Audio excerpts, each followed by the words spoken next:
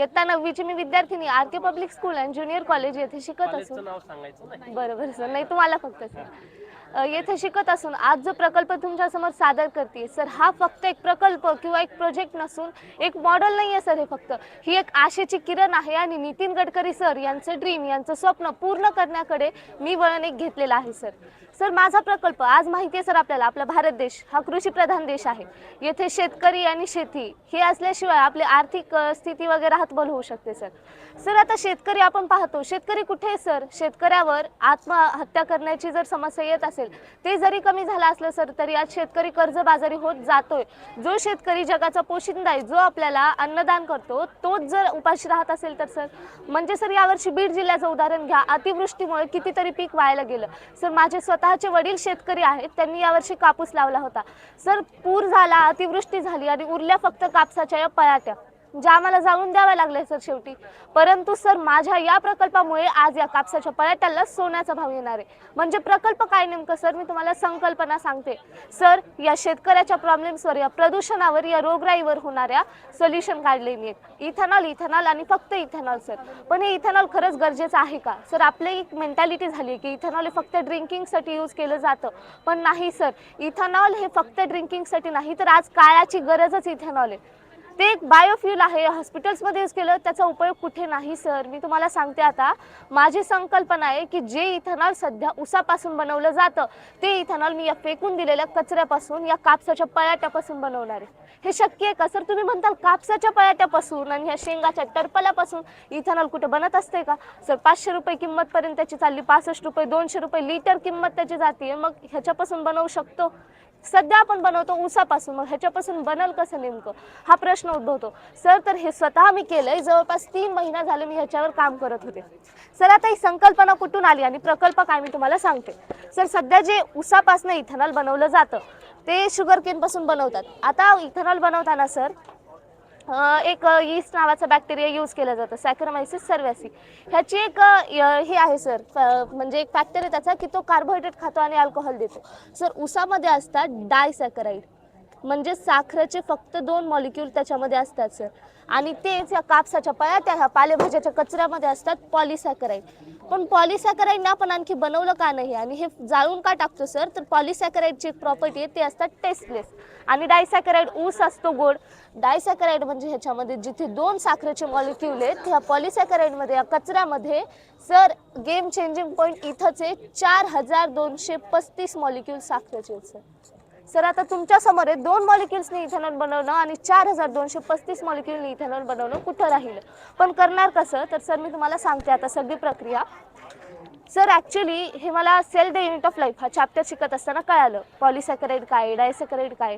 डाय म्हणजे 2 आणि सॅकराइड म्हणजे साखरेचे मॉलिक्यूल. दुधाचं जसं दही केलं जातं तसंच सध्या ऊसापासून इथेनॉल बनवलं जातं. ईस्ट त्या कार्बोहायड्रेटला, त्या ग्लुकोजला कन्झ्युम करतो आणि अल्कोहोल प्रोड्यूस करतो. पण तत्पूर्वी सर मी ह्याच्यावर जेव्हा रिसर्च करत होते तेव्हा मला काही गोष्टी कळाल्या की ऑटोक्लेव्ह नावाची कन्सेप्ट एक आहे सर. हॉस्पिटल्समध्ये जेव्हा आमच्या घरी ऑपरेशन होतं सर, तेव्हा मला कळालं की ऑपरेशन करताना जे सीझर्स यूज केले जातात, जे मटेरियल यूज केलं जातं, त्याला ते ऑटोक्लेव्हमध्ये टाकलं जातं for just 1 purpose, surface sterilisation. Sir 8वीमध्ये microorganisms friend and foe हा चॅप्टर होता, तेव्हा मला कळालं की आपल्या हातावर करोडोंच्या संख्येने मायक्रो ऑर्गॅनिझम्स असतात. तसंच या मटेरियलवरही असू शकतात सर. म्हणजे आता ह्याच्यामध्ये कितीतरी मायक्रो ऑर्गॅनिझम्स असतील, म्हणून यांना किल करावं लागतं, म्हणजे सरफेस स्टरलायझेशन. यासाठी सर मी ऑटोक्लेव्हचा उपयोग नाही केला, तर एका कुकरचा उपयोग केला सर. तुम्ही हे इथं पाहू शकता, माझं ते कुकर आहे. त्यामध्ये मी हे सगळं मटेरियल उकळलं होतं, त्यामध्ये पाणी घेतलं आणि आता कापसाच्या पळाट्या आणि तुरीचा जो पाला असतो तो घेतला. तो यामध्ये उकळल्यानंतर सर मी लगेच दुसऱ्या प्रक्रियेकडे वळले, इनॉक्युलेशन ऑफ ईस्ट. सर आता मी ते कॅन्डल्स ज्या लावल्यात मी लॅब स्टेजवर केलं आहे सर, म्हणजे जास्त काही मटेरियल अवेलेबल नव्हतं, पण त्याच्यामध्ये काही कंटामिनेशन येऊ नये म्हणून मी त्या कॅन्डल्स साईडने लावल्या आहेत सर, जेणेकरून काहीही मायक्रो ऑर्गॅनिझम्स वगैरे येऊ नयेत. त्यानंतर सर ह्याला मी गाळून घेतलं आणि यामध्ये टाकलं ईस्ट. सर ईस्ट हे सॅक्रोमायसिस सर्वॅसी, अगदी स्वस्त सर, काहीच खर्चिक नाही आहे. हे ईस्ट मी टाकलं सर त्या मटेरियलमध्ये आणि त्यानंतर त्याला 3 दिवस ठेवलं सर. आता हे जे मटेरियल आहे with east and without east, sir हे विदाऊट ईस्ट आहे. आधी टाकल्या हे होतं सर ते मटेरियल, आणि हे विथ ईस्ट आहे सर. ईस्ट टाकल्यानंतर हे 3 दिवसानंतर मला असं प्रोडक्ट मिळालं सर. नंतर मला हे प्रोडक्ट मिळालं. हे V30 नंतर हे प्रॉडक्ट मी ह्या डिस्टिलेशन युनिटमध्ये टाकलं. सर डिस्टिलेशन युनिट मी लॅबमधलं घेऊ शकले असते, विकत घेऊ शकले असते, परंतु सर भारताला आत्मनिर्भर बनवायचं आपल्याला. यावर्षीची थीम असते आत्मनिर्भर भारतासाठी स्टीम. म्हणून सर मी आता हे जे आपलं घरामध्ये नरसाळा असतं सर आधीच्या पूर्वीच्या काळात वापरायचे त्याला घेतलंय. खाली एक हे पितळाचंच भांडं आहे आणि वेल्डिंग करून घेतली. सर आता घरामध्ये बरंचसं सामान फेकून दिलेलं असतं जसं सायकलचं हँडल वगैरे ते घेतलेत सर. आणि स्टीलला वेल्डिंग करून देत नाहीत बहुधा, म्हणजे आयनला करतात, परंतु आयन हे गंज खातं सर. त्यामुळे मला या प्रकल्पामध्ये कुठेच अडचण नको हवी होती आणि आपल्याला प्युअर इथेनॉल मिळालं नसतं मुख्य म्हणजे. म्हणून मी स्टीलचा उपयोग केला आहे आणि इथं हे काही सायकलचे हँडलचे वगैरे हे लावून मी ह्याला अटॅच केले. आणि हे डिस्टिलेशन युनिट अगदी घरच्या घरी अल्प खर्चिक काहीच खर्च न करता फेकून दिलेल्या वेस्टपासून बनवले. सर आता ह्याला जेव्हा मी हीट करेल, हे आता हीटिंग सर झाले ऑलमोस्ट म्हणायचं. हे गरम आहे सर, हे बघा सर तुम्ही हात लावून, हे गरम आहे अगदी. ह्याच्या आता वाफा येणार वर सर. इथेनॉलचं बॉइलिंग पॉईंटच्या जवळ जर बघितलं तर 58 पर्यंत ते उकळून जातं आणि वरी इथेनॉल यायला सुरू होतं. त्यानंतर सर हे पाईपद्वारे आत येणार आणि इथं माझी एक मोटर आहे सर, ह्याच्यामध्ये पाणी आत जातं सर. हे आता पाणी आत आलंय सर, ह्याच्यामध्ये पाणी आहे. हे ह्याला कूल करतं आणि कूलिंग नंतर मिळणार हे प्युअर इथेनॉल असतं. पण सर आता ह्याला पहिल्या डिस्टिलेशनमध्ये थोडंफार पाणी असू शकतं कारण हे घरच्या घरी केलंय सर एकदम. पण जर दुसऱ्यांदा डिस्टिल केलं तर 95% प्युअर इथेनॉल आणि तिसऱ्यांदा केलं तर काय सर अगदी ॲब्सोल्यूट इथेनॉल आपल्याला मिळू शकतं. पण सर कचऱ्यापासून आहे. आणि सर आता तुम्हाला मी दाखवते हे इथेनॉल खरंच प्युअर आहे का. सर अंकुशराव टोपे साहेब तर आपल्याला माहीतच आहेत आणि त्यांचा तो साखर कारखाना जो इथेनॉलचा सगळ्यात मोठा कारखाना आहे, अगदी त्या कारखान्यातून मी लॅब रिपोर्ट्स आणल्यात सर. हे बघा हे लॅबला दिलेलं सर, हे असं मी टेस्टिंगसाठी दिलं होतं.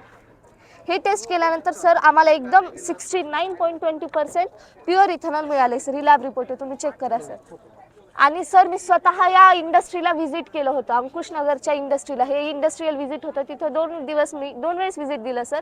आणि त्यानंतर त्यांनी बायो इथेनॉल टेस्टिंग केली आणि ही आम्हाला रिपोर्ट दिली. त्यांच्या स्टॅम्पसह आम्ही ही रिपोर्ट आणली आहे सर. आणि हे प्रूफ आहे की आम्ही खरंच केलं आहे हे. आणि हे इथेनॉल एकदम प्युअर आहे सर. यानंतर सर आता हे जे इथेनॉल मिळालंय हे नेमकं वापर कुठं करतात, म्हणजे गरज आहे का खरंच. तर सर कोरोनाच्या काळात फक्त 1% लोक आजारी झाले तर आपली यंत्रणा हतबल झाली होती. आपले हॉस्पिटल्स कुठं होते, कितीतरी लोकांना आपला जीव गमवावा लागला. म्हणून सर मेडिसिन्समध्ये एक्स्ट्रॅक्शन करण्यासाठी अल्कोहोल हे लागतंच बऱ्याच मेडिसिन्समध्ये. सर आता हातावर इंजेक्शन देताना सरफेस स्टरलायझेशन करताना जे स्पिरिट वापरलं जातं ते सुद्धा सर. म्हणून मी या मेडिसिन्स वगैरे स्वतः एक्स्ट्रॅक्ट केल्या आहेत सर. पण केल्या कशा, तर हे इथेनॉल सर रियुजेबल आहे, रिसायकलेबल, म्हणजे रिसायकल करू शकतो आपण ह्याला. कसं सर, तर आता हे बघा सगळ्यात पहिलं मी ही बॉटल जार घेतलाय, काचच आहे सर. हा कंटामिनेशन येऊ नये म्हणून यामध्ये हे प्युअर जे इथेनॉल मिळाले ते इथेनॉल घेतलं. आणि काल सर मी इथं आल्यानंतर ह्याच्यामध्ये पानं टाकून दिले होते.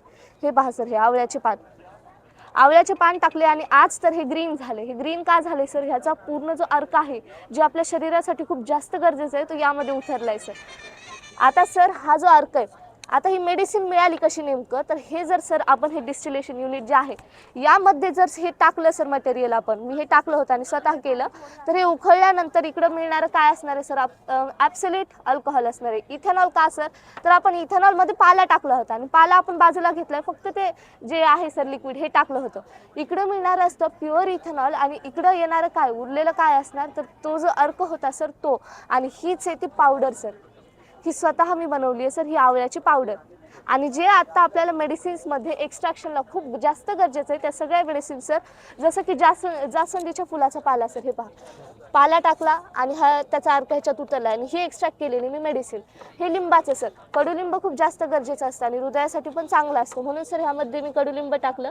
हा त्याचा पाला, त्याचा अर्क आणि त्याची ही मिळालेली मेडिसिन. आणि इकडं सर शेवटी तुळस, होली बेसिल, त्याचं सुद्धा मी केरून ही पावडर मला मिळाली आहे सर. सर हे सगळं मेडिसिन्स खूप जास्त गरजेचे आहेत आपल्याला सर. त्यानंतर आता एअरक्राफ्ट सर, मला अगदी दुःख वाटतं हे सांगायला की आत्ता 28 तारखेला सर आपले मंत्री सर, उपमुख्यमंत्री अजितदादा पवार यांचा देहांत झालं सर. पण हे का हवं असं, म्हणजे इतकी वाईट गोष्ट व्हायला नको हवी होती. मला हे सांगताना वाईट वाटतंय. जर चांगले इतके मोठे नेते जे जगासाठी लढत आहेत, जे आपल्या समाजासाठी लढत आहेत, ते जर असे एअरक्राफ्ट ब्लास्ट होण्यामुळे जर त्यांचा जीव जात असेल तर आपण सामान्य माणसं आहेत सर, आपलं काय सांगता येईल आता ह्या फ्युलमध्ये. सर आत्ताच मी तुम्हाला एक बातमी दाखवते, हे 28 तारखेला यांचं झालं, पण ह्याच्याच 5 दिवसापूर्वी सर झालेली बातमी आहे. हे पहा सर, इथेनॉलचा टँकर पेटलाय अक्षरशः. हा टँकर तिथंच जात होता सर, अंकुशराव टोपे साहेबांच्या तिथं इथेनॉल टेस्टिंगसाठी घेऊन जात होता आणि 4 तास वाहतूक ठप्प झाली, हा पेटलाय.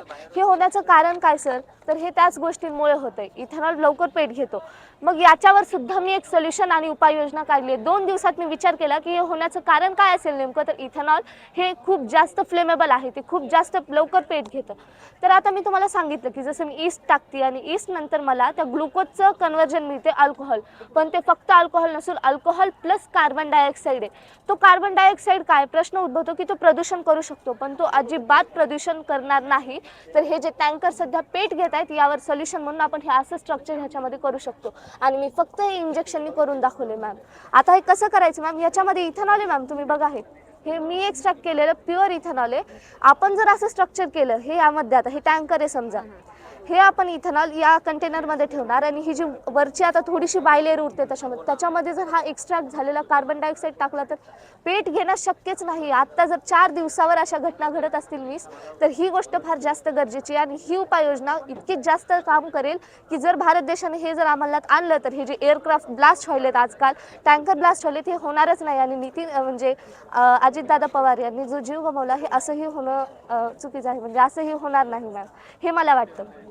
आता एअरक्राफ्टमध्ये आपण हे यूज करू शकतो. हे इथेनॉल सॅकरोमायसिस सर्व्हिसिस हे बेसिक हिस्ट्री आपल्याला क्लास 8 मध्ये मायक्रो ऑर्गॅनिझम ह्या चॅप्टरमध्ये मेन्शन केलेलं आहे.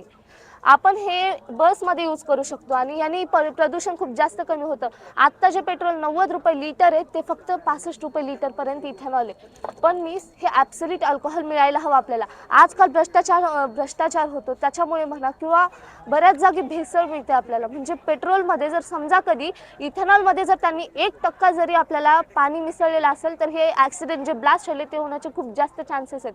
म्हणूनच हे आपल्याला करावंच लागेल सध्या. मी तुम्हाला आता एक रिपोर्ट दाखवते. हे बघा मॅम, इथेनॉलचे उद्योग विश्व 50 ते 60 वर्षात हे पेट्रोल संपुष्टात